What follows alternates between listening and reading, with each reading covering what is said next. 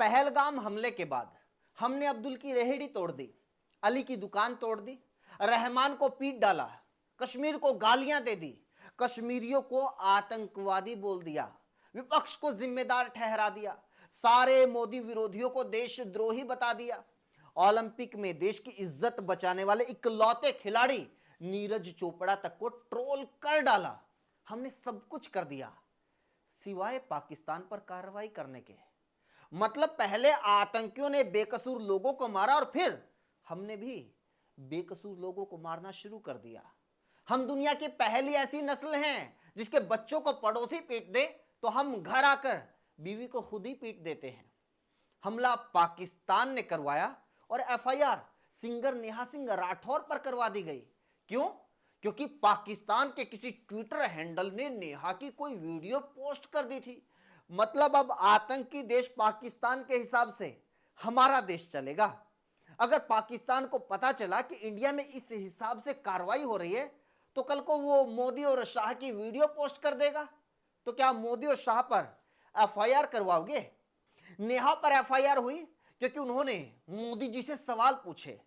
अगर सरकार से सवाल पूछना गुनाह है तो कांग्रेस के टाइम मोदी जी तो जेल से बाहर ही नहीं निकल पाते, क्योंकि उन्होंने तो महंगाई से लेकर आतंकी हमलों तक अनगिनत बार उस टाइम की सरकार पर सवाल उठाए थे। अगर उन वीडियो को आज कोई पाकिस्तानी अकाउंट पोस्ट कर दे तो क्या मोदी को देशद्रोही बोलने लगोगे? अरे मोदी जी आज आपसे नहीं तो किससे सवाल पूछेगा देश? पहलगाम की घटना के लिए हिमाचल प्रदेश के मुख्यमंत्री सुखविंदर सिंह सुक्खू को इस्तीफा देना चाहिए। मोदी जी सवालों से इतनी ही तकलीफ है तो सरकार छोड़कर विपक्ष में आकर बैठ जाओ, कोई नहीं सवाल पूछेगा, एक सवाल नहीं पूछेगा। बस इस गोदी मीडिया को छोड़कर, क्योंकि ये तो फुदक कर उसकी गोदी में जाकर बैठ जाएगी जिसकी सरकार आएगी। सही कहा, हमारे देश में पाकिस्तान के स्लीपर सेल्स बैठे हैं। पहलगाम हमले से वो फिर से एक्टिव हो चुके हैं। उनमें से कुछ लोगों ने हमला करने में आतंकियों का साथ दिया और कुछ स्लीपर सेल्स ने हमले के बाद मोर्चा संभाला है। आतंकियों के भागने के बाद अब वो स्लीपर सेल्स पूरे देश में भारत के लोगों पर हमला कर रहे हैं। पाकिस्तान भी बोल रहा होगा, अबे तुम लोग पहले आपस में लड़ लो, आपस में एक दूसरे के सिर फोड़ लो, बाद में हमसे लड़ना। भाई मेरी नहीं तो कम से कम मोदी जी की सुन लो। उन्होंने भी कहा है कि आतंक के खिलाफ इस युद्ध में 140 करोड़ भारतीयों की, मतलब सिर्फ हिंदुओं की नहीं, सभी धर्मों की एकजुटता हमारी सबसे बड़ी ताकत है। उस ताकत को क्यों कमजोर कर रहे हो? अरे अब तो एकनाथ शिंदे ने भी बोल दिया, ये जात धर्म की बात नहीं है। अंजना ओम कश्यप वो भी ये बोल रही है कि आतंकियों ने धर्म पूछकर इसलिए मारा क्योंकि वो चाहते थे कि भारत में धर्म के नाम पर झगड़े हों। अबे कोई मिथुन की बी ग्रेड फिल्में देखकर भी इस बात को समझ सकता है कि विलेन की चाल क्या है। क्या हम लोगों को ये सब समझ में नहीं आ रहा? मैंने अपने पिछले वीडियो में भी कहा था कि धर्म धर्म का खेल खेलना बंद करो। दुनिया का ऐसा कोई धर्म नहीं है जिसमें धूर्त, नशेड़ी, लोभी, लालची, बलात्कारी, हत्यारे, रिश्वतखोर, मिलावटखोर, हरामखोर ना हो। आप एक ढूंढने निकलोगे करोड़ों मिल जाएंगे। ऐसे लोग भरे पड़े हैं देश में जो 500-500 रुपए के चक्कर में अपने घर वालों की जान ले लेते हैं। ऐसे लोग 5,000 रुपए में ईमान और 50,000 रुपए में देश बेच सकते हैं। देश का हर नागरिक पोटेंशियल क्रिमिनल और पोटेंशियल आतंकवादी है। इसलिए आतंकवाद का कोई धर्म नहीं होता या आतंकवाद का धर्म होता है, इस पर बहस करना दीवार में सिर मारने जैसा है। खुद का खून निकलने के अलावा इस बहस से आखिर में कुछ नहीं निकलना। लेकिन दोनों ही साइड के लोगों ने पूरा जोर लगा रखा है। कोई ये साबित करने में लगा है कि धर्म होता है, कोई साबित करने में लगा है कि आतंकवाद का कोई धर्म नहीं होता। लेकिन सच्चाई क्या है वो सुनने की हिम्मत किसी में नहीं है।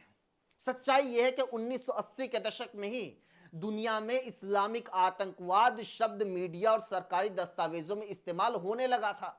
लेकिन फिर धीरे धीरे दुनिया में अन्य धर्मों से जुड़े कई आतंकी संगठन उभरने लगे।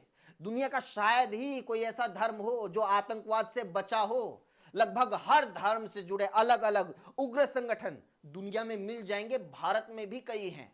यानी 2-3 दशकों में दुनिया को यह लगने लगा कि आतंकवाद का कोई एक नहीं बल्कि सारे धर्म उसके हैं।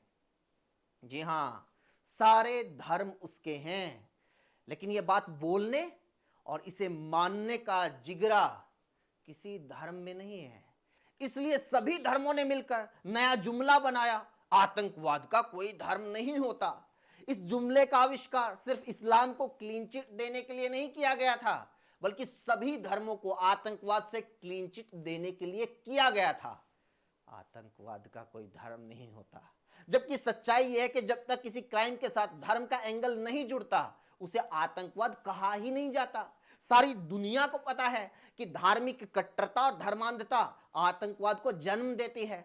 आजकल बहुत सारे व्हाट्सएप अंकलों को यह लग रहा है कि ऐसे ऐसे आतंकवादी तो हमारे धर्म में भी होने चाहिए। Why do Muslim have all the fun? अगर हमारे अपने आतंकी होंगे तो वो सिर्फ दूसरे धर्म वालों को मारेंगे, हमें कुछ नहीं करेंगे।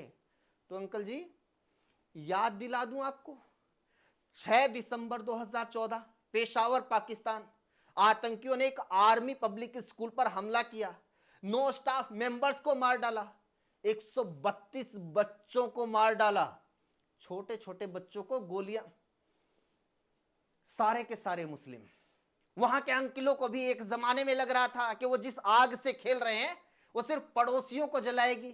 वहां के अंकिलों को भी लग रहा था कि हमारे अपने धर्म का अलग देश होना चाहिए, एक धर्म का देश होगा तो हम आसमान को फाड़ कर रख देंगे, धरती को फूंक मार के उड़ा देंगे, सूरज के 2 टुकड़े कर देंगे। लेकिन हुआ क्या? आतंकवादी देश बनकर रह गया।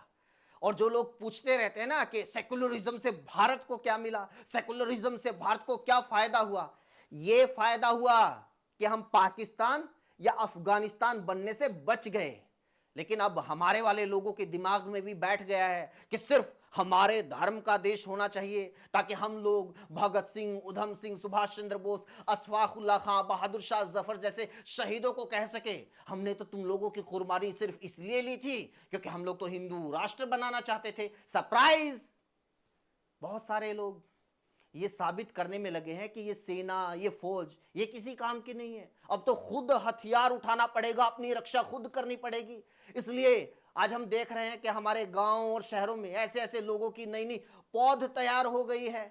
फिलहाल उनके हाथों में लाठी डंडे हैं। वो गरीब रेहड़ी वालों को, दुकानदारों को निशाना बना रहे हैं, वो दूसरे धर्म वालों को निशाना बना रहे हैं। जिस तरह सब कुछ चल रहा है ना, तो पक्की बात है, मानकर चलो, कल को इन लोगों के हाथों में मशीन गन भी आएगी, गोला बारूद भी आएगा। तो इस बात की क्या गारंटी है कि कल को ये लोग आपके बच्चों के स्कूलों में घुसकर आपके बच्चों को नहीं मारेंगे? ये जो न्यूज एंकर दिन रात आपके दिलों में हिंदू मुस्लिम का जहर भर रहे हैं, कभी इनसे मिलकर देखो, पता चलेगा ये कितने बड़े हिंदू हैं। जिस टाइम आतंकी हमले में मारे गए लोगों की आंखों के आंसू नहीं सूखे थे, उस टाइम ये एंकर मस्त 5 स्टार होटल में मॉडलिंग करते हुए रील बना रहे हैं।